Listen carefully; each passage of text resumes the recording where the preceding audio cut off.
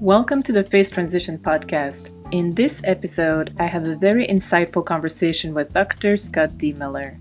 Dr. Miller is the founder of the International Center for Clinical Excellence, an international consortium of clinicians, researchers, and educators dedicated to promoting excellence in behavioral health services. Dr. Miller conducts workshops and training in the United States and abroad, helping hundreds of agencies and organizations, both public and private, to achieve superior results. Dr. Miller is the author of numerous psychotherapy books and articles. You can find them all on his website, along with lots of resourceful information.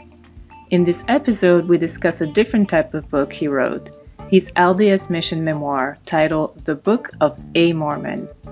In his memoir, he recounts his missionary experience at 19 years old serving for the Latter-day Saints Church.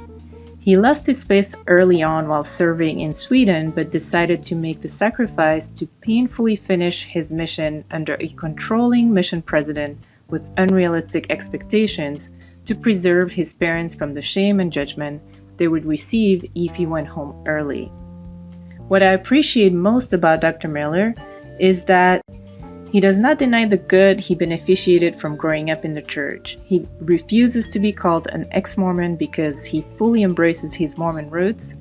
But as a scientist through and through, he saw at a very young age that there were beliefs in Mormonism that did not make sense, and it got worse as he studied the religion more in depth. We also talk about what led him to become a psychotherapist and much more. If you combine intelligence and wisdom, you get Dr. Scott D. Miller. I truly hope that you enjoyed this discussion as much as I did.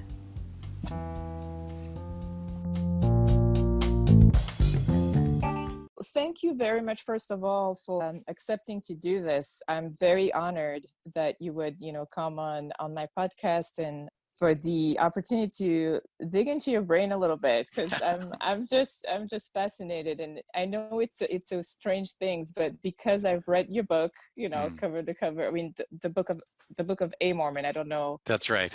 I haven't read the others. Yeah, that's okay. I need that. But because I've read that book, there is a proximity that it creates. It gives the impression that I know you somehow. Yeah. I know you a little. I've been into your world, and it feels like a friend. And we've done a podcast together as we were talking about the books and whatnot. So I even though we haven't met in person yet, I do feel a little bit like I know you a little. So I consider that quite a compliment. We really tried when we were writing the Book of a Mormon to present the person that I was at age 19, that without rancor and in a way that I hoped was approachable to people. Absolutely. And we'll dig a little more into that. I want to go a little bit chronologically so that people who haven't heard of you know who you are. So if you want to just take a few minutes here, and I may interject here and there. But if you had to introduce yourself, tell us who you are, where you're from, because it is the Faith Transition Podcast. I've mostly had people who've transitioned away from the LDS Latter-day Saints faith. If you want to maybe share a little bit, what was your connection to Mormonism, and maybe briefly talk about what made you transition out of it. You don't have to go into details. I will put a link to the Mormon stories where you go more in details about that, but just so that we know your connection with it. And then we'll go from there. So a bit of a personal bio here. Okay. And feel free to interrupt me during this if I veer off into an area that you don't feel is appropriate to your audience. This is adult, and you can say anything. All right. I grew up in Southern California in a small town called Glendora. It's a bedroom community. A lot of people who were commuting into the Los Angeles area lived there. And I would say that I had a fairly idyllic childhood. It was during the 60s and 70s, and my father was a school principal. My mother was a stay-at-home mom, and the area in which we lived in was lovely, and the community that was around me, I thought was supportive and fun, actually. It just so happened that we were Mormons, and that there were some Mormon families in the town. But to the north of our home, we had a Catholic family. To the south, we had a Protestant family, and I never thought of us as strange or different or unique. They just went to one church on Sunday, and we went to another. And when we would come out of the house dressed up in our Sunday best, they would be coming out of their house and heading off to mass. So I had a really great upbringing, and the church was wonderful during that particular time. The members were supportive. I looked forward to being involved in a lot of the church activities that we had. From the time I was little, however, much of what we were taught doctrinally didn't make much sense to me. And I think this is just the way my brain works. So a story that I talk about in the book, that I don't have any memories myself of it, but I have memories of people telling me about this, was that we were in Sunday school. I must have been 8 maybe, and the teacher was talking about Jonah and the whale. And so I listened intently, and then I went home and consulted the Google of its time, which was the World Book Encyclopedia. And we had the entire volume and set at home, and we referenced it often. Actually, we read out of that together as a family in some evenings. And I looked up whales, and I read the whole section on whales, and I couldn't figure out how anybody could live inside a whale for that many days. And so the next week, I took the World Book Encyclopedia to that class, and I asked about this. And the teacher, I said, I don't know, but I was told that I must have said something like, I can't figure out where this guy lived in there. So can you point it out? And they said to me that, well, it wasn't a whale, it was a fish. To which I replied, what fish? I'll look it up. I'd like to find out what fish it was. So there is this kind of concrete way that my mind works, and that's been true from the beginning. I really enjoyed being with my friends that were members of the church. I enjoyed the camaraderie. Scouting was a fabulous experience for me personally. We had a remarkable scout leader. Doctrinally, I always had a kind of questioning reaction about things. And I went off to BYU when I was 18. I went 1 year. My father was a corpsman in the military, so he never had gone on a mission. He was in World War II instead. My older brother, who was 6 years older than me, he was pre-1974, and so he didn't go on a mission. Going to BYU, virtually everyone was going on a mission. Anyone that you had a date with asked when you were going, or whether you were returned, and I certainly didn't look like I was a returned missionary at the time. I had a very young face. So I ended up deciding I would go.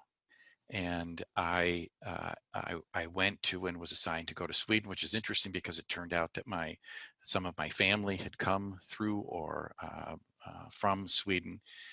And that's really the first time that I thought seriously and in depth about what I was doing. And So it was more of a logical decision for you to go. This is what is supposed to happen if I want to just kind of follow course, more than a spiritual experience that led you to go on a mission. It was more like, this is the logical next step for me to take. It wasn't a spiritual experience, and as a kid, I had not had any spiritual experiences. I loved to go as a kid to fast and testimony meeting, because it was, you never knew what was going to happen, and it was Right. always better than the high councilman, droning Right. on about something. It was on the edge, and people Right. cried, and Right. and I There's some never, novelty. it was, and I never understood that, and I don't remember ever my parents standing up and Okay. doing that either. So yeah, So it I was would say more of a show for you. yeah, it was a Once show, a and it was month. interesting. Yeah, and it was intriguing, to Mhm. watch the people get up.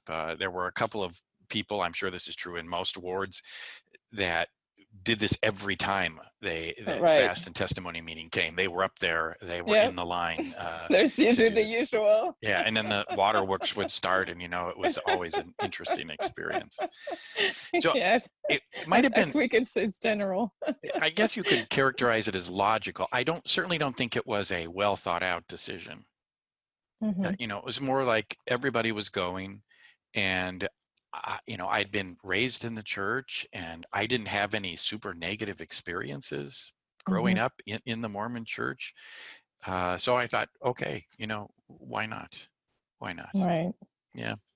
And then if I remember, and now I'm pulling here from the book, but Yeah. If I remember correctly, this is where your investigation really starts, and you're really trying to understand, okay, what is it I'm in? What is this all Yeah. about? And the studying and the cognitive dissonance, starting to get louder and louder. So Yeah. Do you want to go there first? Do you want to go to the?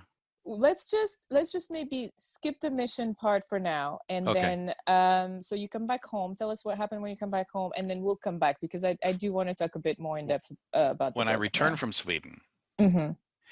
So I Where don't, you at spiritually, and then we're gonna just 6 go. months, Yes. 6 months into my mission in Sweden, I had decided that nothing that we were doing um, was anything I wanted to be involved with Mm-hmm.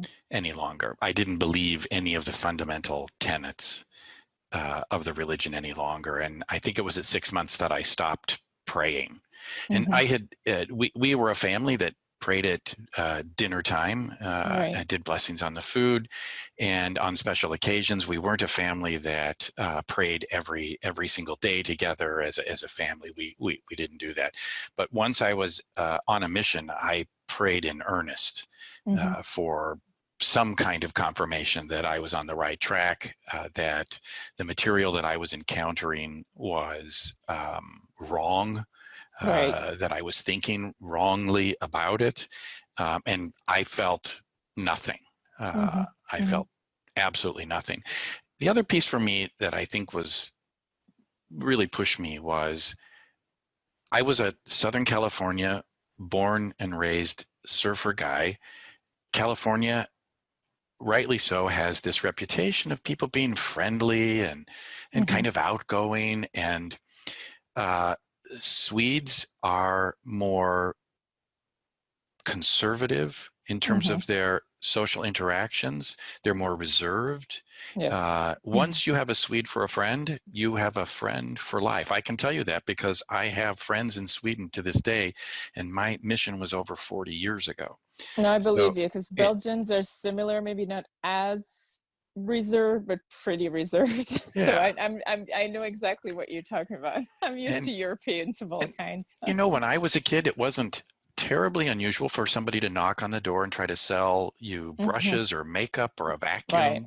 Right. And my parents were always, and the Jehovah Witnesses knocked on our door quite a Right. bit. And my family was always friendly. We never slammed doors or told them to get off our property. I mean, my mother would say, right now I'm not interested, and that would be the end of it.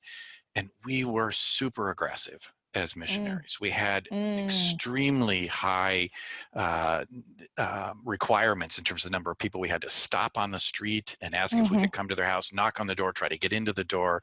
Yeah. We were very pushy, and you could tell instantly that we stood outside, completely outside. In fact, we were violating cultural Mm-hmm. norms there. Yes, that's horrible. That is And, just horrible. and it wasn't that I was afraid to knock on people's doors. I No. thought it was wrong. Right. It would be equivalent to the United States of peeking in people's windows. Right, being pushy, and So you felt off about it the whole time, and from the moment I got there, and then we dressed in a very odd way. In my particular mm-hmm. mission, we had to wear this, what I started calling a Laurel and Hardy hat. We looked like cheap gangsters in our Oh rayon blue no! suits with these crazy black fedora hats on, Oh that my word! we were told we had to wear. No one wore these kind of hats. They looked like they Okay, were from the 1940s. what Uh, year are we talking about? What year are we talking about? 77 to 79, Okay, that so I was in Sweden. yeah, so it is already kind of off to dress like that It was way as a off. We didn't regular. look like anybody. And the suit thing, I Oh, understood. I'd seen missionaries from the time I was a kid. So right. that wasn't the issue. The issue Hmm. was these strange hats and then our super aggressive style in a place Oh my that word! it just didn't really fit. So by It the time I almost. came, Oh, sorry. It almost sounds like a very forceful way of looking professional, but I mean, you put that on like 19-year-old that people know you're not some kind of corporate important.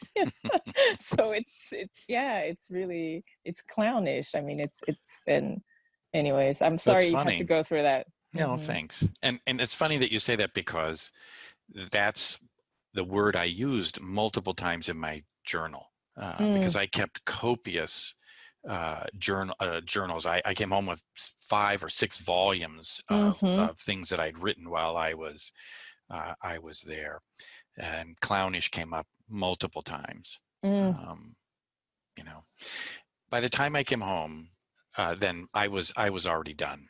mm-hmm, And so my goal was to go back to school. I came from a family that was interested in academics and mm-hmm. learning. As I said, my father was a school principal, and so I went back to school, and I was not planning to participate whatsoever in Mormonism from that point on. Mm-hmm. Um, I did How go. did, Go excuse ahead. me, how did your parents take that? Like, were they, what was their reaction to you wanting to cut off? Um, my parents were very tolerant. Mm, Actually, I had written to them because of an experience that I had about 3 months in. I'd called home after a month to my parents, and these were the days when this will show you how old. And nowadays we can get on Zoom and we can talk all over mm-hmm, the world. There's no gap or delay. You used to have to call, and the cost of it was crazy. mm, And you would speak, and if you spoke on top of one another, it broke up the speech. So you had to speak and then say wait. okay, and then the other person would speak and they'd say okay. It went back and forth like this. Oh, goodness. And I called home and I said, this is not for me. I don't Mm, like it, and I think what we're doing is wrong. And my father was, at the time, was very understanding. He said, well, give it a month. And after a mm-hmm, month, I called back and I said, I don't want to do this. And he said mm, to me something that I'll never forget. I can almost hear his voice in my head. He said, Scott, you cannot come home. mm, Just think about it. You can't come home. And in those words, I instantly recognized what he was saying, which was I would shame the family, mm. Be and ostracized. yeah, and I would also, and my family would be ostracized as well. That was what the Mm, comment meant. mm, And I hung up the phone and cried my eyes out for days. And then mm, I wrote them a letter, mm, and I said, okay, I'll stay. mm, But when I come home, that's it. mm. I'm done. So basically at that point it's a sacrifice that you make in order to protect your family. That's what it sounds like, so that at Yeah. least I'm going to suffer, but I'm not going to let them suffer because of my decision, Yes. and took it upon yourself. That's pretty brave. I mean, Well, and for a long time, I beat myself up about this. Why didn't I just mm, stand up for myself? Why didn't I get on a mm, plane? I must have been too afraid to do that. But mm-hmm, but I think that the real reason was I knew what he was saying was right. I knew mm, that they would be mortified mm-hmm, by my mm-hmm, coming home. Would they stand by me? Yes. of course. Yes, but it would just be this big thing Yeah. that, that And would drag on and yeah, tarnish them. Are they still members? I mean, did they remain members, your my parents? my my both of my parents have since died, Mm-hmm. but they were members and they went to church after I came home until their deaths. So Okay, so they yeah, remained active members, and so you protected them, I guess, that's by a nice way doing to that. put it. Mm. Well, because yeah, I mean, if you tell me that, well, later on they left, then maybe it would have been in vain. But mm, because to them it was something that they valued and held on to for mm, until the end, you mm. protected them, and I think that's very heroic. After my mother had died, she preceded my father. My dad was out in Chicago, where I live and work now, and we were riding in a car. I can't remember where we were going, some kind of errand I had to do, and he then asked me in the car. So he would have been maybe 2 or 3 years before he died. He Mm. said, I've always wondered what it was, and we'd never really spoken about this, Hmm. what it was that made you not go back to church. Also, they And never asked you. we never spoke about it. They Oh, they wow. knew that I'd meant what I'd said, Mm-hmm. and so I said to my dad in the car as we're driving, I pulled over and I looked at him. He was a good guy. He was a Mm. very decent human being. And I said, Dad, are you sure you want to go there and Mm. talk about this? Mm. And he looked at me for a second, I think a bit shocked, and then he said, No, I don't. He understood that, And this and is we this could be and we a drove off. and no, and this could be a no way back, I think. And we maybe we can talk about this, um but I think this is a common, as you probably know, or maybe not, because it seems like, and tell me if I'm wrong, but when you cut off, the cord with the church, you kind of went off your way and didn't look back, as Mm, many of us are like still trying to do who knows what. But people do, like, you sense that fear of, if I go there, and I remember feeling that way as a true believer, right? Because our situation is a bit different, because I was a true believer. I mean, mm, I had all these spiritual experiences and this and that. I mean, mm, and I remember having deep down the feeling of, with all these anti stuff out there, because my family in Belgium, most of them, actually all of them, were not members except for my mother, who had joined the church, my sister mm, and I. And they would sometimes come up and say, hey, have you heard about this or seen this? And there was this automatic no, and I don't want to, mm, like, fear of just rejecting and block mm, anything that would go against, mm, and that alone is very, very strange, that, especially if you claim that you have the whole truth, and it's true without a shadow of a mm, doubt, but mm, yet you are unwilling to listen or hear or see anything that would I mean, shake your foundation just a little, mm, mm, anyways. mm.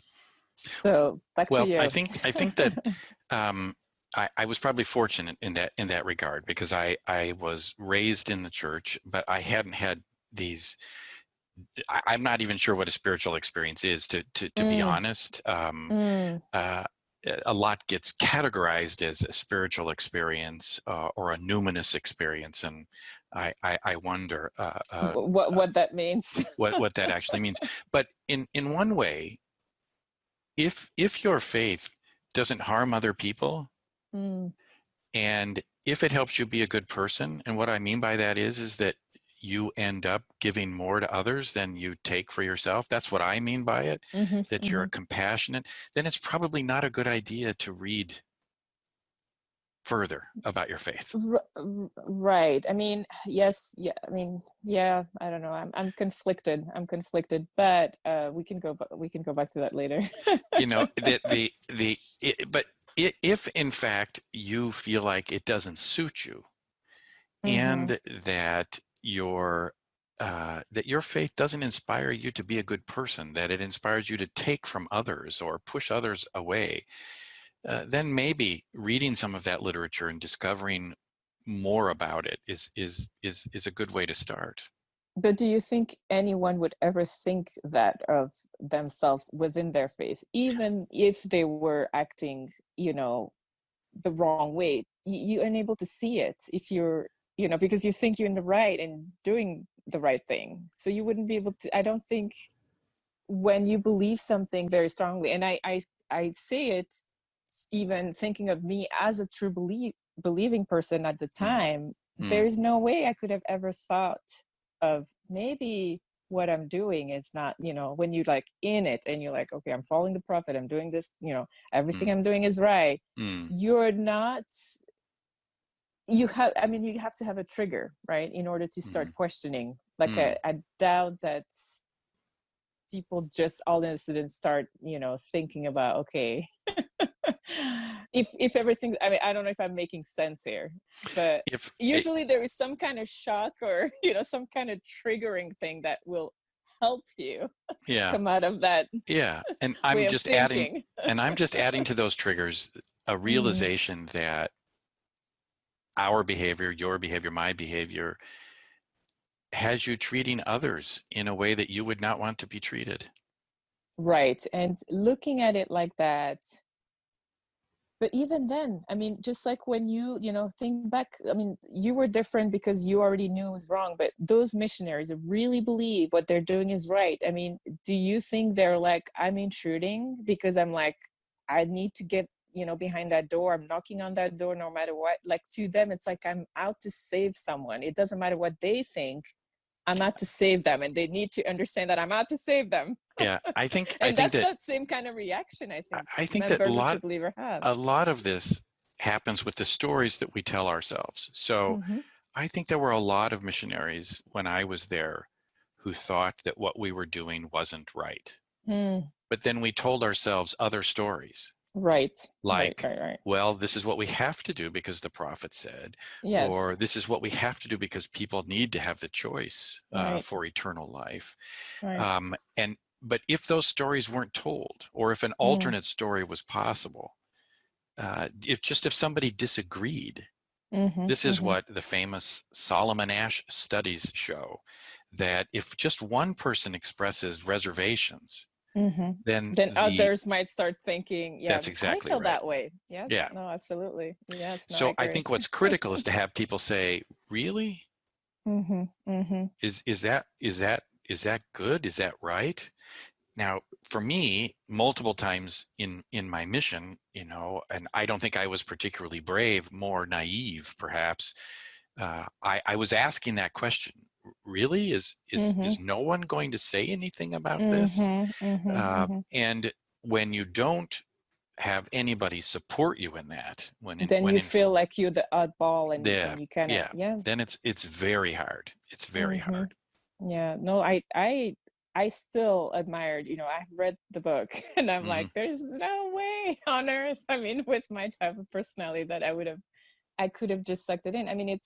I compare it a little bit to at the beginning stage of my faith transition and going to church and feeling so uncomfortable. And, part of me is like, well, I want to keep the peace, which is interesting because my ex-husband at the time was already out of the church, but, you try, you push, but it would have been like me saying, okay, I'm going to do this for 2 years and bear the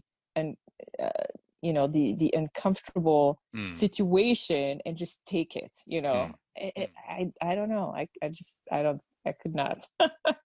So anyways, but yeah, sorry, I'm taking up on all sorts of tangent, but no, I think it's all good.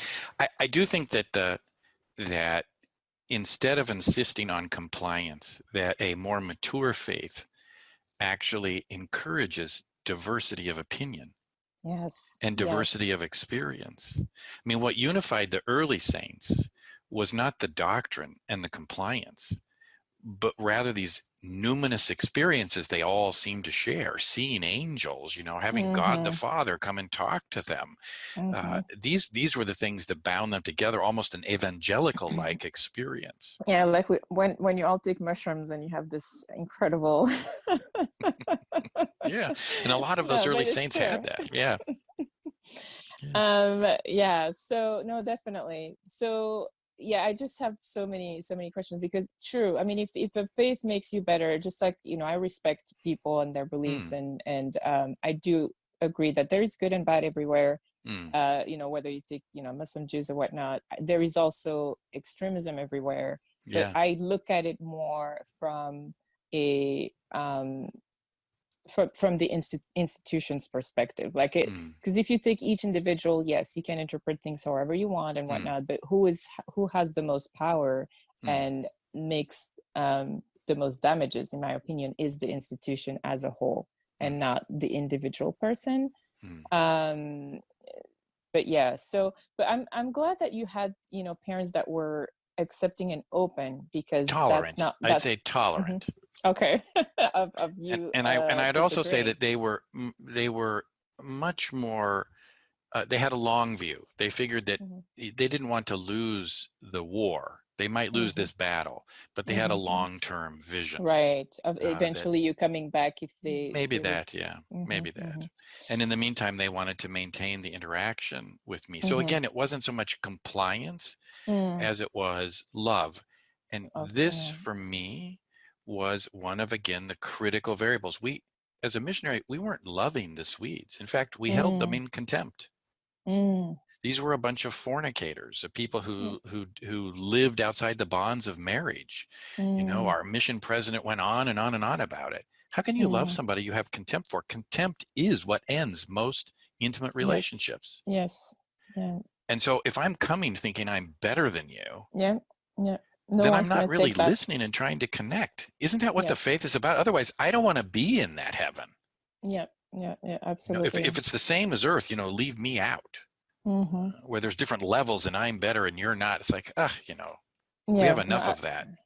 Absolutely. It's always conditional, and that is whether it's friendship, the way you approach people, even as members. And not to say, I still have lots of good friends. Even my best friend in Belgium is still active member, Hmm. and not everybody's that way. But as a whole, and what comes, from the top down, there is always that, if you see someone, like, your underlining mission is to bring them in. Like, you Hmm. can't just be, friends with someone, or, I mean, there's always, like, you have to go save them Hmm. somehow, Hmm. and that is conditioned. And that also, like you said, means that you think you're better than, and you think that Hmm. your life is better than theirs. Hmm. It makes all these assumptions from the get-go, Hmm. that is, to me, not authentic, relationship with people. But okay, And I so would say, can I let's. say one other thing about Oh, that? go, of It's course. a very limited relationship.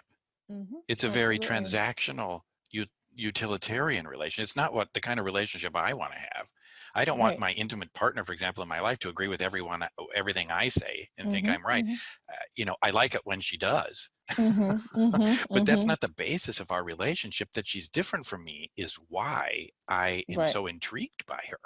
Right. Right. And it keeps things interesting, and you're not just, yeah. So, okay, so in that same line, like, when you left, how many people did you keep as friends that were, maybe your friends in the church before you left? And I'm not So, saying maybe not today, but like after you decided to leave, were you able to maintain some of those relationships that you had, or? so when I left to go on a mission, I was in Southern California. I'd gone back. I'd been a year at BYU, and I had gone back. And then when I came home, and it's something that I tell people who are, if they're saying, I need to get away from this, I say, you need to make friends that are not Mormons. Mm, And the main reason for doing that is that it is so normalizing. mm, Because if you're Mormon, that consumes your entire thought, all your thoughts all day long. Everything mm-hmm, is viewed through that lens. mm-hmm, And what I discovered by having alternate friends was most of them don't know about the church and they don't care. mm-hmm, It's mm-hmm, not, mm-hmm. they don't dislike the Mormons. In fact, a lot of people have very fond and nice feelings towards the Yes. Mormons. Hey, it's that choir group, right? And those Yeah. boys that go out and knock on doors. Yeah. Yeah, all very Mm, nice. mm-hmm, Uh, but having friends that were from other faiths and just other lives was mm-hmm, enriching in just mm-hmm. seeing the possibilities, the diversity of life, Right. and just outside of this very narrow silo that I had that I'd grown up in. So that said, I had childhood friends. I went away to the Y, and when I came home and went on a mission, the people that I'd connected with on my mission, they went in different ways. My childhood friends, some of them went to college, some of them didn't. I was on an academic track, so I had my nose to the grindstone. So I wouldn't say I had a lot of really deep friends at that particular time. And so when I came back, I wasn't going to church anymore. So I wasn't going to really connect with them. Right. Anyway, so it was kind of organic. I would just say that I've had falling apart. Right. But I have friends, professors, for example, in school that I have had now for 38, 39 years that I have contact with. Yes, no, the reason why I brought that up is because it's interesting to see, I mean, and you left also maybe earlier than, than I did. Like I was for the most part of my life. I mean, it's very recent that I left. So, but it was interesting to see who stayed and who, well, we don't have anything in common anymore, which is super sad when you've known people for like, many years, sometimes a decade or over. And that was the one really connecting thing. But it's also good to see who are your true people, that are unconditional. And but it's something that many struggle with leaving today because it was their whole life and they realized that. So anyways, we're not going to go into this now. But it is like moving to a different culture and country. Absolutely. I mean, if you're older, and I don't mean geriatric here, but if you're sometimes they are. If you're in your 30s even, yes, then it's a big it's a big challenge because you're learning a new language and you're having to meet friends, and I can see that is that for would be some heavily in I would say Mormon land, like the Utah, Arizona, Idaho. Like for me, I mean, I was born and raised in Europe. I'm used to diversity. Like that's just part of me and my culture and whatnot. So it wasn't as hard, but I see today, in fact, I do a support group as well, and I try to help people kind of falling into the world or whatever, because it's like you say, I mean, it's like being in a foreign place and you're like, okay, how do I do this? How do I navigate? And you have that culture shock, quote unquote. I like that analogy that you just made, because I never thought of it that way, but it's true. It's like and I'm in a new place. Permit me to say, and I know this has happened in Belgium, and it also has happened in Sweden, where people have been dislocated from their original culture. And you sort of have two choices. So if you're a dislocated Mormon, because I don't call myself an ex-Mormon. Mormonism was part of my life and my childhood. Am I somebody who's practicing it or think about it very much now? I don't. But I'm not going to deny that part of me. It's fundamental. And it's as much as being a California boy, that's fundamental to my character. Early childhood. It is, and it was good. It puts a smile on my face thinking about it. So I think the hard part in the beginning is, especially if you've come around to leaving the faith by some rational means. Oh, there are how many different versions of the first vision, and in the first one he doesn't even see God. I mean, it just goes on. And I know, hey, polygamy, how many wives he had, and he didn't tell Emma. There's all these things that can be rather shocking when you first hear them. And so when you go to that new culture, you can do one of two things. You can coalesce around people who are similar, speak the same language, hold the same views, and carve out a little ex-Mormon town around you. That's not the choice that I made. Yes. No, that can be dangerous. I mean, I wouldn't say dangerous, but to me, it can be dangerous, because basically you hop from one cult to another, the cult of the Mormon and the cult of the ex-Mormon. Yeah. And it's not a negative. I don't mean to cast aspersions. It's just a choice that I made. I came home and I gave a presentation at Sunstone, and called or what was it called? The Mormon Missionary and Thought Transformation. It was about brainwashing as a model for the missionary training center. And I have to tell you, the love there was amazing. People came around, they were very supportive. And I thought, this is great. It's the first time I'd experienced that while expressing reservations about the faith. I went back the next year, and it was the same people talking about the same shit. Right. And No, I thought, I don't want any part of yeah, this. yeah. No, I don't I want to diss on that because I've been once and that's it. And I met some really cool people Yeah. but I kind of became anti-walls, if that like I'm very reluctant Perfect to analogy. I'm reluctant to any kind of that said though, just again a little segue here.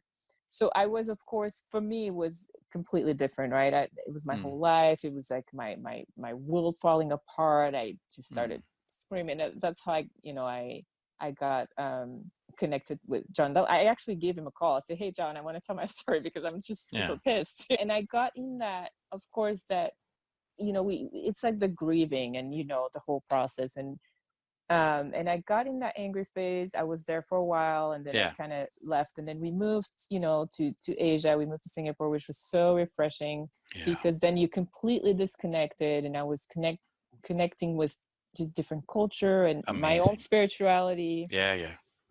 And it was very refreshing. And coming back from that, I'm like, I'm not going to do anything anymore with it. I just want to move away, never hear about it, never, all these groups and whatnot. And for some reason, and I don't know if it's because because of, my kids and the family, still connected to a lot of believing Mormons. So it's always in the periphery. It's always, and I kept hearing also about people hurting so much, I mean, when they came up with the policy, not allowing the children with gay parents. I mean, we have, a few gays in the family. In fact, in Utah, we had, so there were situations that were just kept coming at me and that would just trigger me where I'm like, I and I want to help, and so today I think I found the right balance because I'm not talking about it all the time and every day, but I do want to be there for people when they fall because I remember the hurt. So you felt that Excruciating. Excruciating. Sorry, it's the French popping in. That excruciating pain on your mission, when you realize, I don't want to be here. I don't want to be a part of that. I mean, it's painful. I mean, I don't think the pain you felt was less than someone who leaves, years later, whatnot. It is painful to come to the resolution. This is not where I want to be. No, but of course, the older you get, the more you have in stake as well, right? You have the kids and the family. Some people are today leaving the church as their kids are on a mission or, getting married in a temple. I mean, those situations that are very, very tricky. And for some reason, I felt like, you know what, we all have some kind of calling in life where, to me, I think everyone at some point finds, one or two or some of the callings where you understand something really well, you've gone through it, you walk, and you know how to help better because you've been there, right? And so I just kept feeling pulled, and today, I try to help, where That's I can. great. I do a support group once a month where people can come in, and again, not to say everyone has to do that, but and a lot of people don't, but I do, it's just like if you're a veteran and you've gone through war. I mean, I don't know if you've gone to the military or something, but I haven't. But we can sympathize, we can feel bad, but we will never understand what it's like to be at war or to see people dying, or, you know what I mean? No. And so I feel like the best things we can do in life as humans, one of the best things we can do is to be there for people who are going through things that we've been through, and come above, in a successful way somewhat. You're doing, I think, and what John has done nicely, and it's a very dangerous activity, is you've provided a space where people can realize they're not crazy. Because when you're the only person in the room, as I relate in the book, that raises his hand and says, you want us to play tennis in our suits. And he and the mission president says, that's exactly right. And I said, wait a minute, no one is going to play tennis in their suit. That is crazy. Is this for real? Yeah. So oh my gosh, we completely crazy. and of course Was he a little like off, like your mission? Because I mean, this is I like don't know. way... I only had the one president, but I think it's easy later to stand back and go, that sounds crazy. But I was in a room with 90 missionaries, and I was the only one that said, no one's going to do that. In what he was doing actually was simply making sure we didn't play tennis. And if he would have said, I don't want you to play tennis, then it wouldn't be messing with your mind. Okay. But that's not what he said. He said, you can play tennis. And this, of course, was preceded by some long story about a missionary ending up in bed with somebody and then going home. Of course, sex always happens after tennis. So it made me want to play tennis more. I'd stand by the tennis court with my racket. So it was just crazy making, and this happened over and over again. That kind of crazy making stuff, and you can find degrees of that. So you're providing a space, I think, where people can say, "Hey, I'm worried about this. Hey, I doubt this," and they're not immediately shunned or shamed. Or told to get back in compliance with things.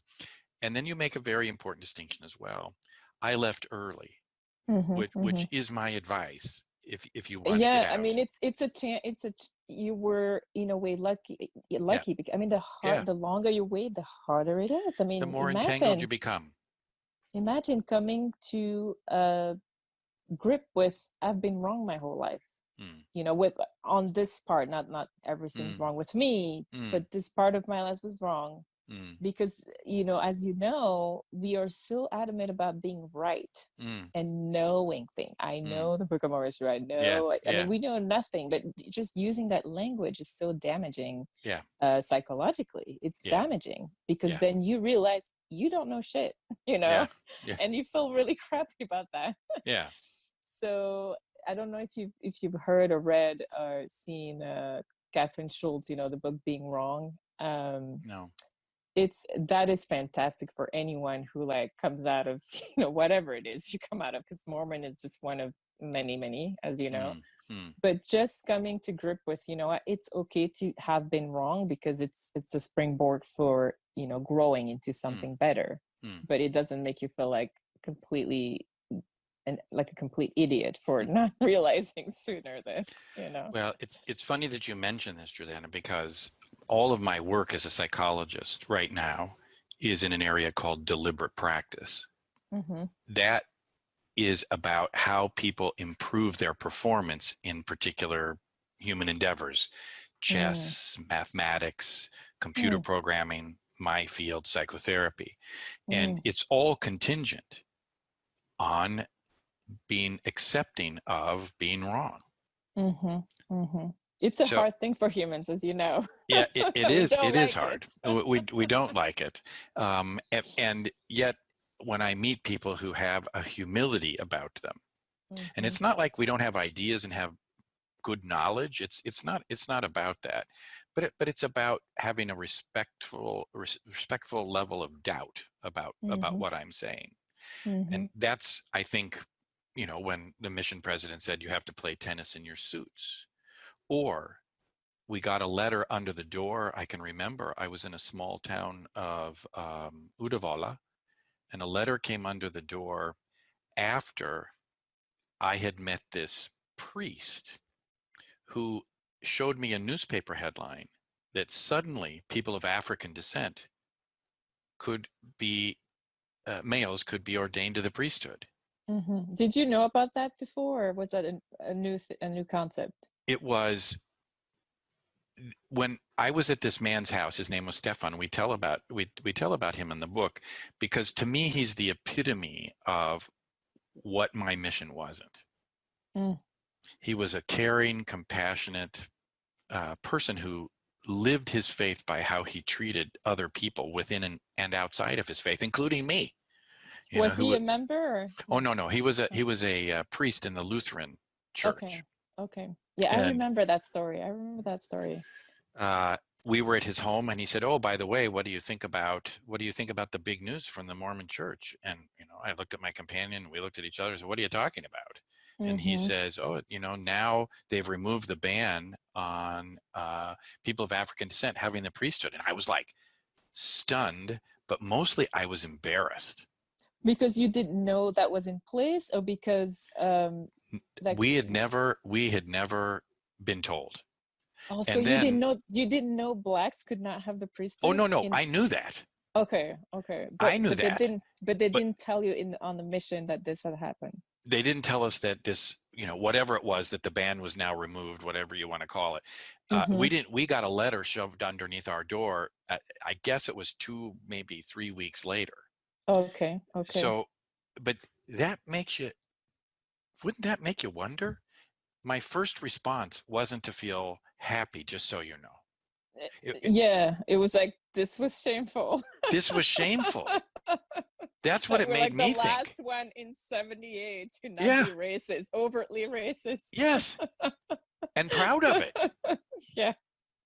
That's what I felt. I felt deep shame about this. No, you're not the only one. You're not the only one, because and that's it's just, that's a tough one. My mission president, one of my mission presidents, I had really good mission presidents. They were really nice, and at some point, I'm on Temple Square, and the anti people always come at Temple Square and give you all these literature, and I read some of it. That's actually when I started reading anti-Mormon literature, is on my mission. and then with that, because of course I knew, about, I was born like 2 years before the ban was lifted, right? So I could have been in there, but again, I was little, my mother joined and whatnot. But along with all that information, like the guy gave me a bunch of like super racist stuff that I had never read, that Brigham Young and McConkie had written, and about the Negroes and this and that, and I was like, what is this shit? And I was appalled, and I went to my mission president, and I'm like, what is this? And he was like, oh, I'm so sorry. He was just so ashamed. He was like, I'm so sorry. He didn't even know what to do. He was so ashamed. And not only that, but I wrote a letter to, at the time I could, you could still write to the first presidency. I wrote a letter directly to President Hinckley in photocopy, all these quotes, and a letter saying, okay, what's this about? And of course I got an answer. Wow. And it was a politically correct answer, saying, well, this is not what we think today, and yada yada yada, quote unquote, we accept everyone, very politically correct. But I'm like, it didn't make me leave the church. Interestingly enough, I was, I guess, a believer enough that I was like, okay, fine, I'll forgive that one. But but in hindsight, I'm like, there's just so many things that are so wrong. And if we were intellectually curious, if we were humble and questioning about things, to me that leads to a deeper understanding and faith. Not the opposite. Otherwise, you have people teetering constantly. You have to keep them away from information. And nowadays, the real crisis is you can't keep people from anything. Exactly. And it keeps on bleeding. I mean, the church bleeds. It's bleeding and bleeding because you can't hide it in the in the vaults of Salt Lake, whatever you didn't want to tell, it's all out. One thing that helped me with the issue about the priesthood and members of African descent was reading the biography of David O. Mckay. Because in there, they talk about these committee meetings between the 12, where this was all debated. And it provided a glimpse into their process. You could easily pick out the bigots, which, if we won't admit they're there, where are we really? Right? What was interesting, and I wouldn't call it faith promoting, because I'd been gone for a long time when one of my brothers sent me this and said, you should read this. It was strangely soothing to see that there were people who were saying, this is wrong what we're doing. Oh yeah, a lot of people, and it's interesting. The more people leave, and you hear about why they left and how they felt. I mean, it's something I would say. I don't know what the I would say it's probably 50-50, just like the US, right? 50% of people are somewhat racist and 50% of people are not. I think it's the same in the church. And the ones who stay and are the 50% who aren't, it's just in their shelf. It's something, it's that cognitive dissonance, it's that icky thing that, we'll find out after we die, the mysteries of God type of thing, but they're not okay with it. Same with polygamy. But when and treatment of the gay population. Absolutely. I mean, a lot of people I know, even among those remaining, a lot of people are leaving over those issues now because we have more information to dig into it. They see that it's an ongoing thing. It's not like it's one event, one lone event. No, it's an ongoing thing, which is going from worse to slightly better, but it's because it was awful to begin with, and then but yeah, a lot of people are struggling, and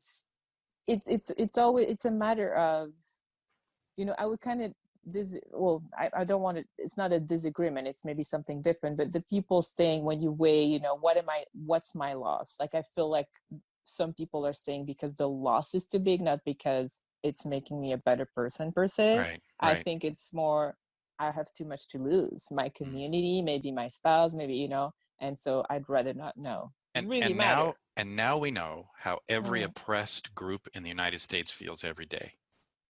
Whether it's blacks, gays, other people of color, this is the bind they find themselves in every day. Do I give it up? Do I give it up to the dominant power? Or do I set out on my own? Because there's going to be a huge loss if you decide I'm going out on my own. But thankfully, groups are doing that. Yeah, I mean, the voices are getting louder in the right direction.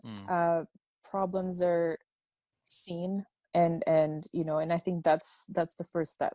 That's definitely the first step. I want to come back to you because we can we can go really deep into just any of these things. But okay, so you come home, you go to college, you kind of leave the Mormon thing behind, and then okay, so I leave the Mormon religion behind. My Mormon roots, which I will again say, I think I came from a home with two very loving parents.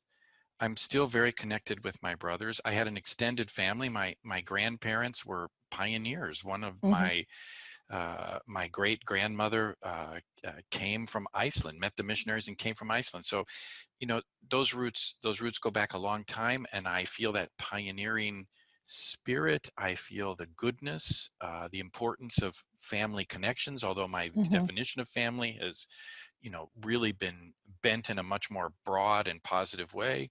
Those things are my work ethic. Yeah, absolutely. I mean, there's a lot of good things in Mormonism. So, I must say, I'm taking those things too. Whether or not I think some guy buried a set of gold plates in a small mountain in New York, I don't think so. And I don't really think it's important. You don't think it's important in the sense of just for you, generally speaking, or for the people being inside, like in I think they've made it central and important, a fact that I think's a big mistake. Yeah, I mean, right? Couldn't they have gone without that? Yeah, without all the folk stories. But once you go there, you're in very slippery ground, because again, I think that's what they decided to build upon, and now it's all crumbling. It's like you should have right. chosen something else, just community or whatever. Like, there were so many other things to choose from. And there's a lot of things that you can question just about Christianity and other religions in general. The literalness of it. Do we have to go there? Do we have to believe in the literal body resurrection of Jesus Christ? As a kid or more as an adult, I'd say I understand these things as analogies and metaphors that should lead to something in the moment. Right. And, at the time I was doing my Mormon stories, that was my hope. I'm like, can we coexist without believing the same way? But clearly it's not possible. I mean, some people kind of do, but they're very quiet about it. But you can't openly do it. If you do it, just be quiet and say nothing, which to me, that's oppression. That's oppression of I've thoughts. watched people do it, and it does seem rather soul killing. Oh my goodness. Because you don't get the respect the other direction. Right. And I was, I guess, naively hopeful. Clearly, I mean, I don't care today and whatnot, but I hope for them that they get there maybe at some point, because I don't think it'll fully disappear ever, or it's going to shrink into this very obscure, super rich, tiny community. That only seems to confirm how right they are. Right, because the money, right? Yeah, The well, more money or you have, just that it's smaller and smaller. Only a few people get to heaven. They might get lower than 144,000. So then it doesn't even match the Bible. Anyways, Lee, so what made you decide on the field that you chose, or did you have a few? Well, that's it. For me, it's also interestingly related to my mission experience. In the book, I tell the story of this one missionary that I was the senior companion with. He was a guy who'd actually been out longer than me, and he really struggled with the language. And at that time, you had to memorize these 8 discussions word for word.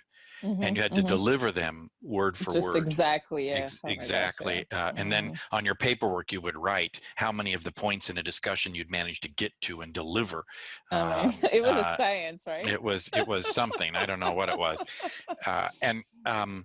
So this guy, the mission president, told me that he had never passed the discussions, and in order to qualify to be a senior companion, which was sort of the first step in moving up the ranks, you had to pass the discussions. It was the first big hurdle as a new missionary, and he'd never managed to do that. And his spoken language, his Swedish, was awful. And he had I'm forgetting now how much time I'd been out, maybe a year, and he'd been out 18 months.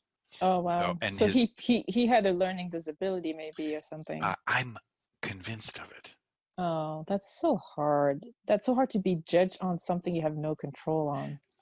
Now looking back as a psychologist and thinking about this, I'm sure that's what he had. I'm sure he had difficulties, and he really didn't belong in a foreign language mission, or he needed some extra help to master the language.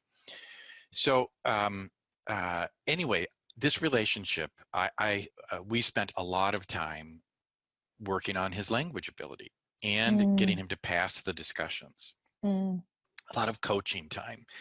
And at the end, when we split, when he was going in one direction and I was going in another, actually he was going home, and he gave me this present. And when I opened it up, it was a book by a guy named Thomas Harris. A fabulous book written during the early 70s called I'm Okay, You're Okay. And it was a book about transactional analysis, which is a form of psychotherapy. It's not big, as popular as it was at the time, but it was big at the time. And I read that book, and that was the first inkling of me getting a sense that I knew what I wanted to do. I hadn't done anything that I had done with him on purpose. I wasn't even trying to help him in a psychological way. I just wanted him to pass the discussions. And so it was a book about psychotherapy. Yeah.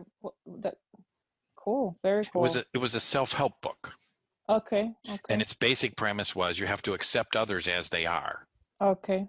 Before you can get anywhere. If you want to have any connection, you have to understand the other person, Right. How hard is that? But that was its basic premise, and we could certainly use it in today's culture. So I'm curious, how come he had it on the mission? Like, wasn't it that he was went not and part of bought the it. Okay, because I'm like, that wasn't part of the mission library.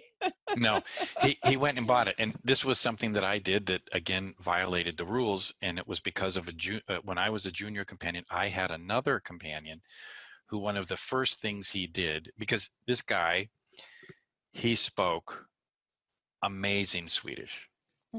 And I, as a speaker, I wanted not people to know that I was That you from were. America.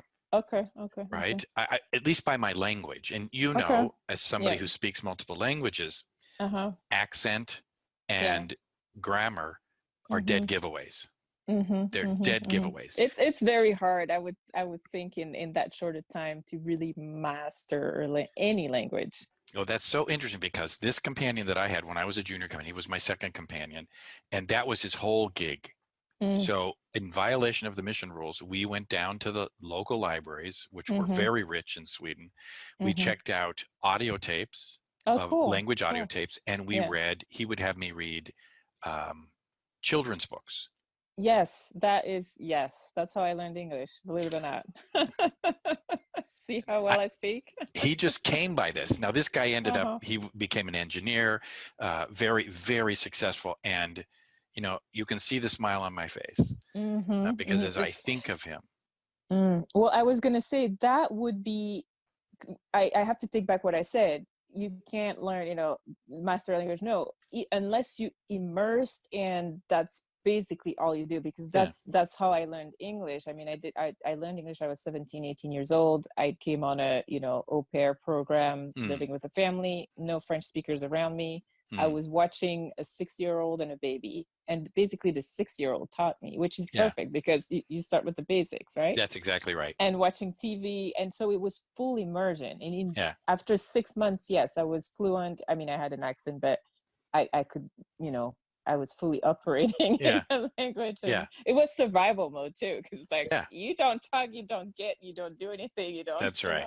Connect. So so you guys probably did some of that, and that's all great, because then do you still speak it today? Jo, jamensan, det gör jag faktiskt.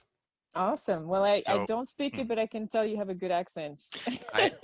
That's what I wanted to do. Now, it's been 42 years since I lived there full time, but another interesting aspect of my life is that I do a huge amount of work in Scandinavia. Oh, that's awesome. That's really great. Norway, Sweden, Denmark, these are places that I go 6 or 7 times a year on consulting and on business. But you made it that way. Like you and that's awesome. That's really, really great. To me, I think I ended up changed more by Sweden than I changed Swedes. I feel, first off, they gave me a connection to my family and my roots. Secondly, I found them much more accepting of me than the fellow missionaries that I was there with. Oh, wow. And so I feel a deep connection with the people. But with regard to my one companion, I didn't do anything that I hadn't learned from my second senior companion about learning the language. And I think somehow this meant something to him. And so even though we weren't supposed to go to bookstores, we had been in a bookstore, he found this book, and he'd given it to me. That's really sweet. I think it's telling, because what that says to me, and I don't know who were, but maybe they gave up on him, the others, maybe they were like, he's just never going to get it, and didn't put that much effort. I mean, clearly you made a difference in his life by, at that particular time, we were under, as I said, tremendous pressure. So in a culture that doesn't open its doors to strangers, we were supposed to teach 40 full discussions a week, and stop they called them gillande kontakter, which is golden context. So you were supposed to stop 100 people on the streets and ask them if you could come to their house and teach them. That doesn't even work in LA. And people are friendly. And people are, sort of more outgoing. But in a culture where it's insane. I mean, was he like some kind of business guy, like your mission president? Like, was he some kind of businessman, or like? This was the era, of the real tightening of the correlation committee, and so there were lots of rules and regulations about how the points and numbers, we called it. Right. Well, because it's marketing and it's business. It's the game of numbers. If you talk to at least 100, then you should have at least 2 or 3 that are going to come out of that. But I mean, as you're talking about, and I felt that in the book also, but the amount of trauma that is just transpiring from the whole thing, you first of all, I mean, because you talk in depth about that, even though if you don't, you, by telling the stories, you show the trauma that transpires from that. And then even that companion you were just talking about, I mean, imagine, which you can because you were there, 2 years of constant, I can't do this. Right. I'm nobody. Yeah. I'm not good enough. I mean, Yeah. how damaging to the psychic is a Yeah. situation like this? And that it's calculated. If someone is unable to speak the language or to learn something or to make it sound like they, this is not the first time I hear it, because in one of my other podcasts, the interviewee talks about that on the mission, like they had these goals and numbers, and Vision President even saying like, what are you doing? Like you're failing, I mean, how much control do you want people to have on other people and on their ability to learn? It is so much trauma induced. I mean, and for me, the problem was that it didn't comport with my experience as a child. yeah. So I know people have had awful experiences in the bishop's office. I know that. I've heard that. I didn't have that. I didn't either. In fact, my mission was wonderful. I mean, compared to yours, and even now compared to yours, like my mission is nothing like that. But Yeah. again, I know that within my mission, maybe some may have had, And when I when I came home originally, I did a film for a PBS documentary maker named Bobby Berleffi, and I did a couple of television interviewing shows. And the usual reaction when I would tell stories was, that didn't happen. You're making that up. And it was more of that crazy making kind of interaction. So I think moving away was the right choice. thing. Yeah. Would you say that when people also, and I think that's maybe something that maybe, people in, people out may experience, is that if someone didn't have that same kind of experience, they have a really hard time validating that your experience was not as positive as theirs, or, Yeah. And here to we the come point back, of saying you crazy. Yeah. Well, and here we come back to your main point. And I think the reason your support group is such a lovely opportunity for people. I didn't need people to validate my story. I knew it was true. What I wanted was people to be curious and caring. Really? I'm sorry. If somebody said to you, I've got cancer and I'm dying, and the response is, you're not dying. Nobody dies. It's that sort of like, what are you talking about? I'm dying right now. No, you're not dying. Everybody goes to heaven. No, exactly. No, so it's invalidating that experience. And I didn't need somebody to say it was true, but be interested. Really? Right. But see, that's a whole lot of, self-confidence, or I don't know how you call it, but lack of self-doubt, because I self-doubted a whole lot. Like the longer you're in, the longer you're, brainwashed pretty much. And so, you question. I mean, the garments was like, it was so hard to lose that. Like, I mean, even though I didn't believe anymore, I still had all the stuff that we were told around it. I mean, it becomes a part of you. Whatever you do and repeat and think, for over and over and over and over, it becomes a part of you. And a lot of people do question for a long time. Even it's like, it's not like a quick transition from, okay, true, not true. It's like you still, you move forward, but you go back and forth for a while. And so that book that you received, was the kind of the initiator for you to go into the yeah. And then I met a professor. His name was Hal Miller, and it changed my life, because my first 2 years at university, I was an accounting major, a declared accounting major. And but I met this psychology professor at my very first year back, and that solidified and changed the entire direction of my life. And I don't know that I was interested in psychology as much as I was interested in being like him. Okay, so what is it that he did, or, how did he inspire you? He wasn't afraid to think about any subject, to talk about any subject. And he was a thought-provoking, intellectual person. And you could raise any question, you could talk about anything, and he was willing to explore it. His class, he told us on the first day, this was a Psych 111 class, the basic of the basic. He stood in the front of the room and he said, I don't care if you come back to class for the rest of the semester. If you want to earn an A, this is what you do. If you want to earn a B, a C, a D. And you got to choose different textbooks. It was an amazing thing. But I didn't care. And his class was packed to overflowing out in the hallways at every single lecture. I think that was pretty telling. So he said, you don't have to come. I don't care. A celebrity. And he was never lecturing from the volume. You had to learn on your own. He was going to follow a subject that he was really passionate and interested in within the field of psychology and talk about it. And it was so very compelling. And that really changed the arc. Okay, so you went from accounting to majoring in psychology. Yeah, to which my mother said, oh my God. Right. The social You'll sciences, never earn any money. You're not a real doctor. Yeah, I mean, I'm sure that, and that would be interesting. I don't know if we'll have time to talk about all this, but how it has evolved. I believe personally that everyone needs therapy. Like, I don't even care if you don't think you do. I think you do.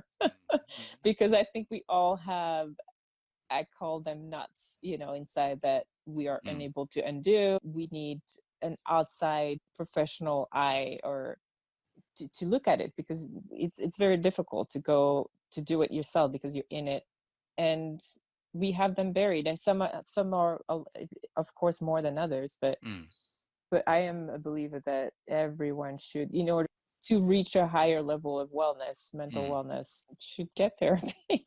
So then you go into psychology, but then you must have, picked within psychology some specific fields that you were more, or did you just go general psychology? And then, how did you go into where you're at today? First, I was interested in what they call experimental psychology. But this professor I met, as I was getting ready to prepare applications for graduate school, because with a degree in psychology, you really have to do graduate work to be employable. So my plan was to go to an experimental psych school. This is basically somebody who's running a lab and doing rat studies or pigeon studies or something like that. And he said that he didn't think that was for me. He said that he thought I should go and speak to this colleague he had in another department, because he believed that clinical psych was more along the lines of who I was.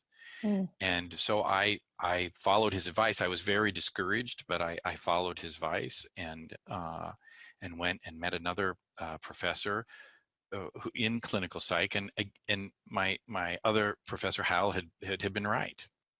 So being an understanding, or trying to understand people, trying to help people, is where I've spent the last 40 years, 35 years of my life postgraduate school.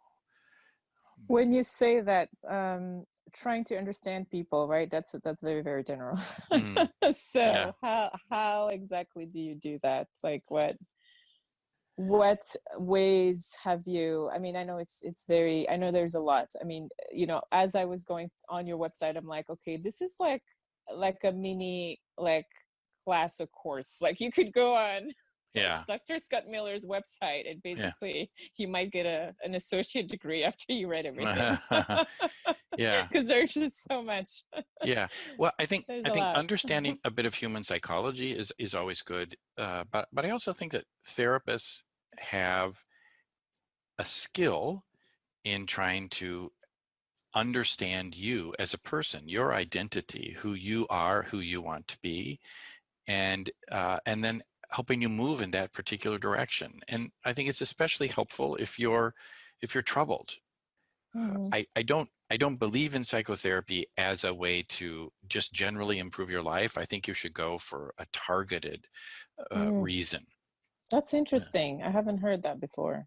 And usually it's more problem solving rather than and you mentioned it at the beginning, and I'd love to hear a bit more about what that's what it entails. But when I think of, my therapist, the one I've seen, that, it's more like, okay, we need to try to solve these issues you have or these problems, but you see it more as have a goal and I'll help you get there. So it's a bit of kind of a coach as well, like a kind of a mixture of a coach and a therapist. And that's at least my view. And it all starts on a foundation of me getting you and understanding you. The last thing I want to do as a therapist is recreate the experience I had as a missionary. I don't have anything to sell you. I need to understand you and then see if we can come up with something together that you value and that's going to be sustained over time. And that doesn't mean that there aren't many people in the field who are interested in selling you something. This is the way to cure your problems. This is the way to figure it all out. We all need to follow these 5 steps. I just, I don't buy it. I don't think the evidence is there for that. I also think there's something very unique about psychotherapy. It's largely a Western invention. It's not like we've discovered the be all and end all of psychic healing, but it's an opportunity to take time away from all the pressures that you have and have someone who is dedicated to you and what is of interest to you. If you don't get that feeling from your therapist, then time to get a new therapist.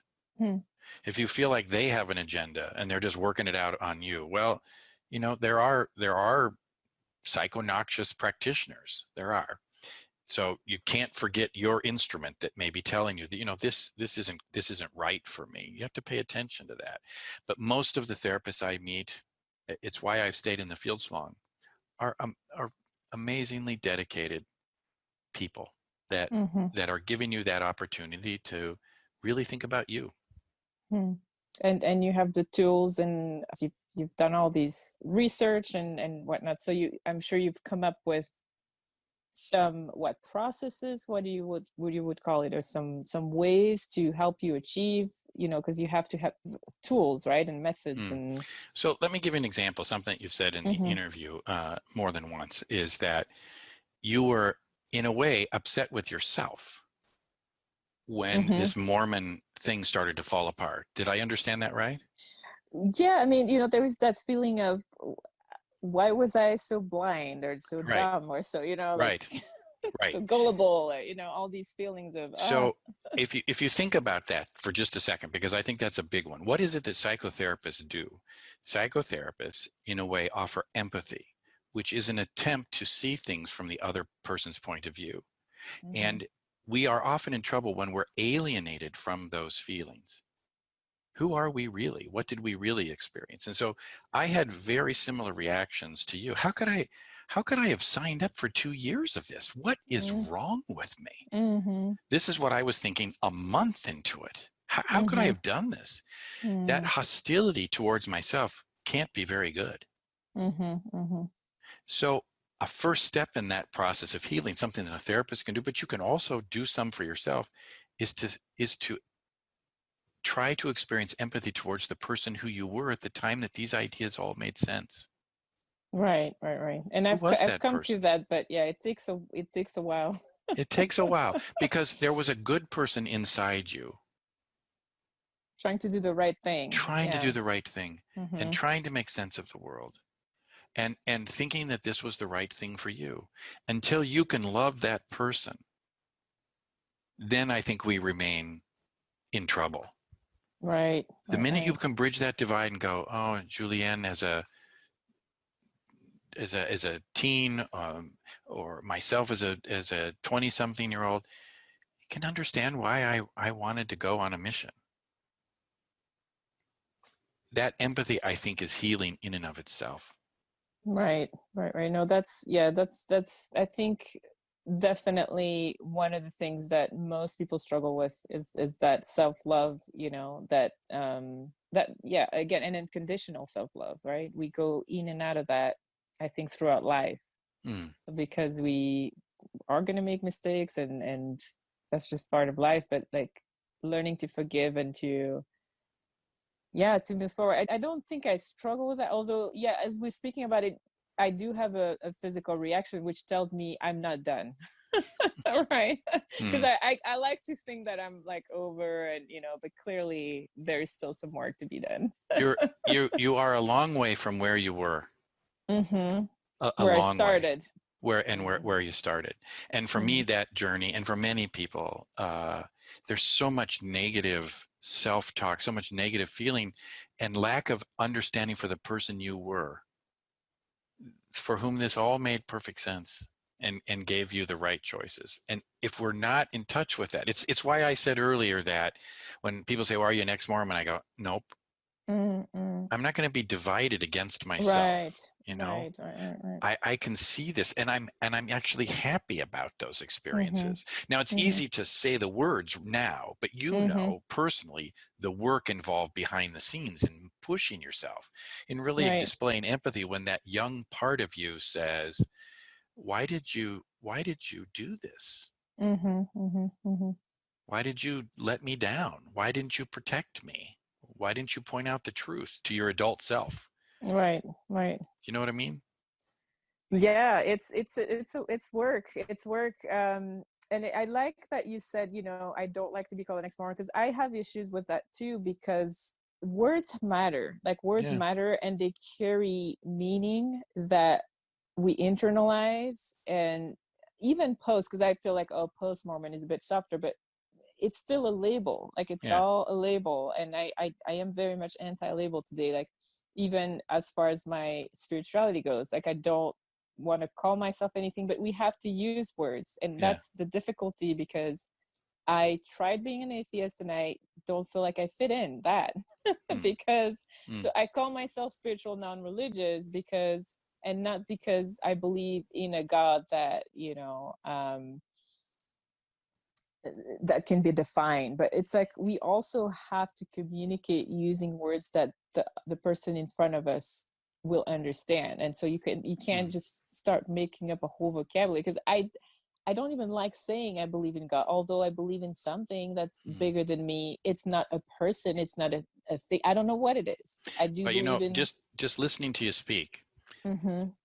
I think that young person inside you that pushed you towards Mormonism is still very much alive and looking for a sense of meaning Answers. and purpose Answers, maybe. and a sense of connection with the universe. Right, and I say this because there are experiences still all the time in recent, like some kind of connection that I don't want to call chance. You know, I feel like, and now my favorite word today is actually connectivity or connection, like what I would have called the spirit before. It's a universal thing when people feel connected to people, nature, things. It's this connectivity that you are in touch or out of touch with, you know. And of course, you know, I feel like Mormons want to kind of hijack everything. We own the spirit and the feeling of you know, it's, you know what, Muslims or whatever, or atheists feel the same way when they are on top of the Alps, of you know, in Bali, in the middle of, you know, a temple. Or we all have those feelings of you know, there is something a bit magical here, there's something a bit deeper, stronger. But so Beautiful. we need to find words to describe things, because otherwise we can't communicate, or we can't just be like, oh, you know, it's something I just can't tell you. I don't like, we need to make, I think we need to make that exercise of trying to define a bit things, because otherwise there would be no language, no communication, and no connection. So I think I've definitely cut off, like I've tried to cut off all that Mormon jargon, but connecting and connection, whether it's with family, things, nature, like I say today, you know, my religion is love, kindness, nature, you know, that's those are the things that I'm drawn to, and wisdom. I want to, you know, gravitate towards these things. I don't want walls, any kind of walls, whether in my head or concrete walls. I'll go and, you know, culturally look at things in church and whatnot, because they have, you know, architectural value or cultural or whatnot, but not to be a part of something. And some people have that need, you know, to be a part of a community and this and that. And finding people who feel similarly may change your mind. because as far as community, as far as yeah, I think there are, when I talk to people, I hear many people use similar language and struggle to find words for this ineffable, deeper connection that they have. In fact, in many ways, I think there's no better time to be alive than now, because there seems to be an emergent consciousness and acceptance of that. Yes, I did want to hear about what inspired you to write the book. Throughout my mission experience, as I mentioned, I kept a journal and I wrote in it every day without exception, from the beginning to the last day, even after my parents had flown to Sweden to pick me up and then tour part of the country with me. And I also had shipped home boxes of memorabilia. I'd kept books where I'd pasted in train tickets and postcards and napkins from people's homes where I'd written notes on them. I think it was one way for me of just coping with the sheer misery of being there, and it was my witness to what had happened. A little side tale. I found out at one point that my mission companion had been reading my journal. I didn't know. Wow. Yeah. And that's because my mission president started asking me certain questions that you could only know if they'd read my journal. And every week we wrote letters to the mission president, in part of which we had to describe our companion and what he was doing. And that's a violation. It was amazing. So I had these journals and I had all this memorabilia, boxes of things that I'd sent home. And right when I got home, I thought, I'm gonna write about this experience. And I did do this presentation at the Sunstone that turned into an article that was printed in Sunstone called Thought Reform and Totalism in the Mormon Missionary Training System, or something like that.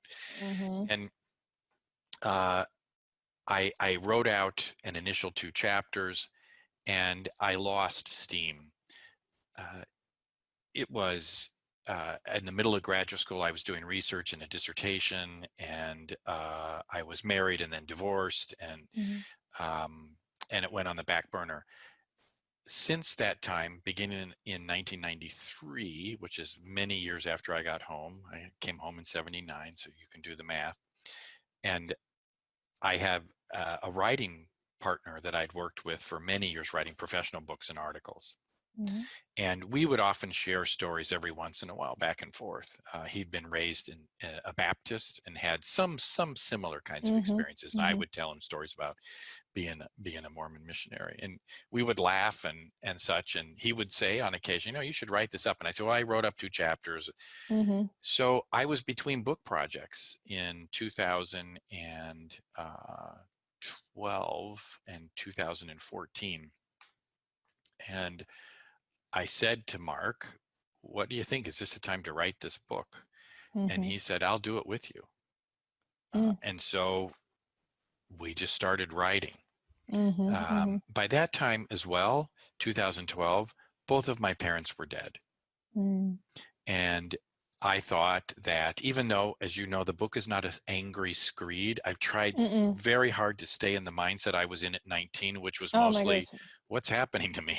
That's what was. It's really just as for our listeners who haven't read the book and, or have any interest in Mormonism, should definitely pick it up, because I think it was brilliant in the way of the gloom and doom, and not in a boring way, but in there is this unease and discomfort throughout the book that you manage, and it's a page turner. It's a page turner. I read it really fast. It was really well written. It was really well written, because it's one of those books where we are there with you. It's almost like it's damp and you can feel it. It's gloomy and you can feel it. You're uncomfortable and we can feel it.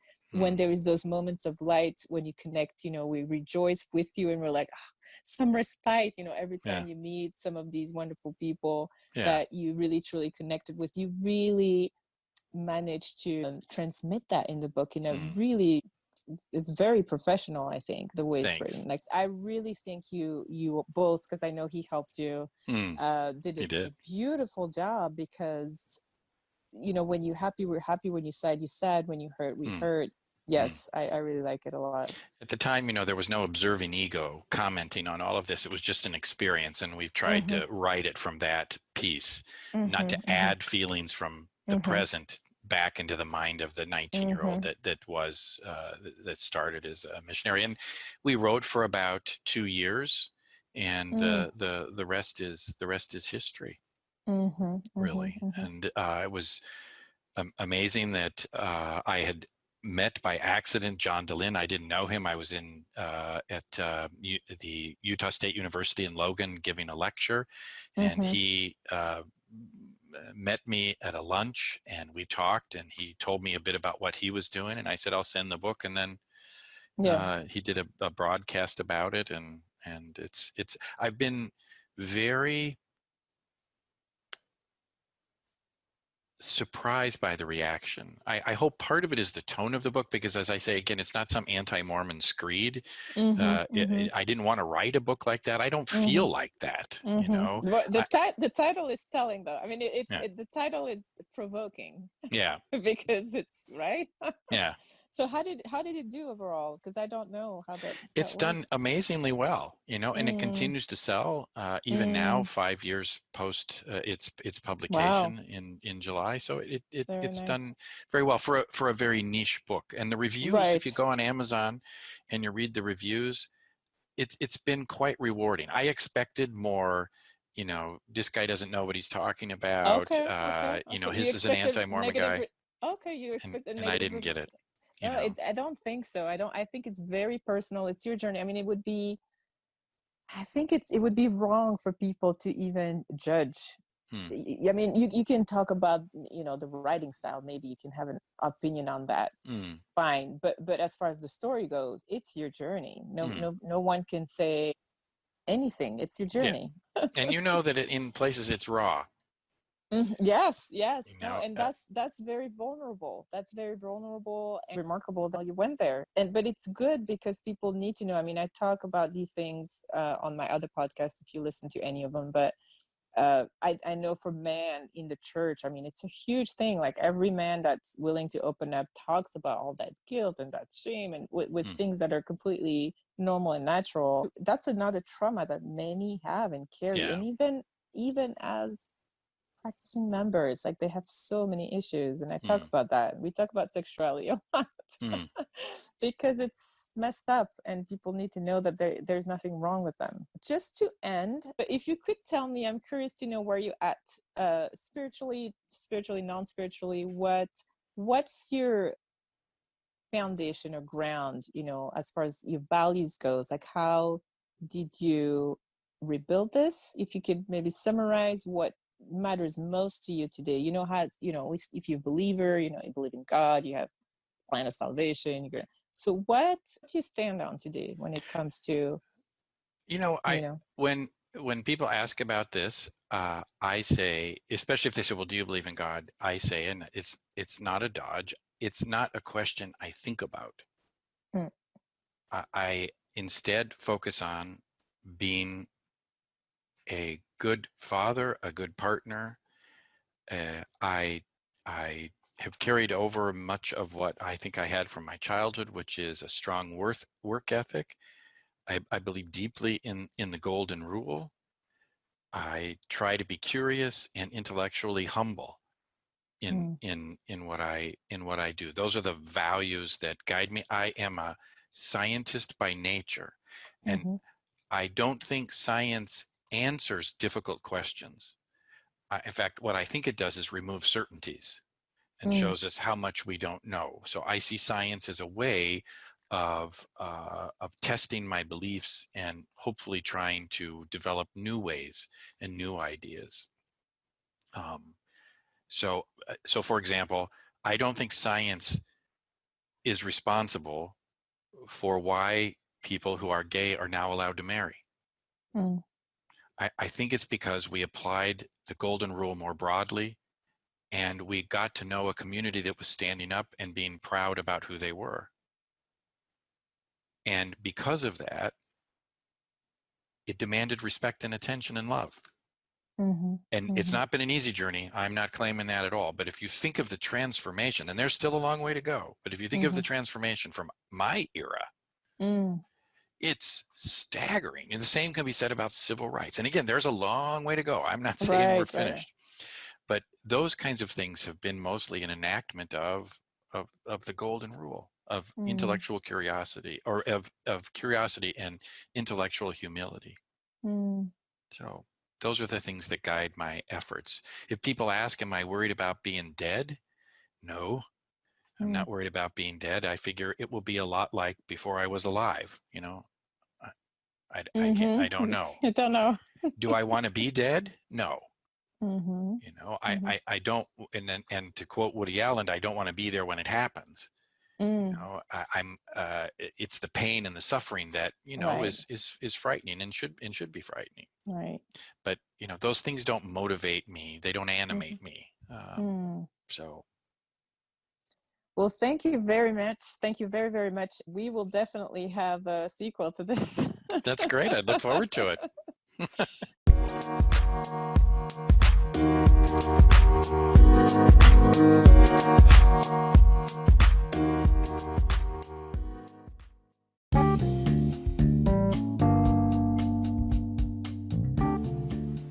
Thank you for listening to the Faith Transition podcast. I hope you enjoyed this episode. To end, I wanted to read an excerpt from the Book of A Mormon, The Real Life and Strange Times of an LDS Missionary by Scott D. Miller and Mark A. Hubble. In short, no matter who we are and what we believe, each of us is capable of exhibiting the same love and hate, humility and pride, tolerance and prejudice, kindness and cruelty, truth and error as anyone else. When we forget how similar we are, come to see ourselves as somehow different, better, even unique, the stage is set for the mistreatment of others. From world wars to bullying in the schools, life is replete with examples of what happens when we set ourselves apart above others. Feel free to leave your comments and reviews on iTunes. Thank you again for listening to the Faith Transition podcast. This is Juliana, and I will see you next time.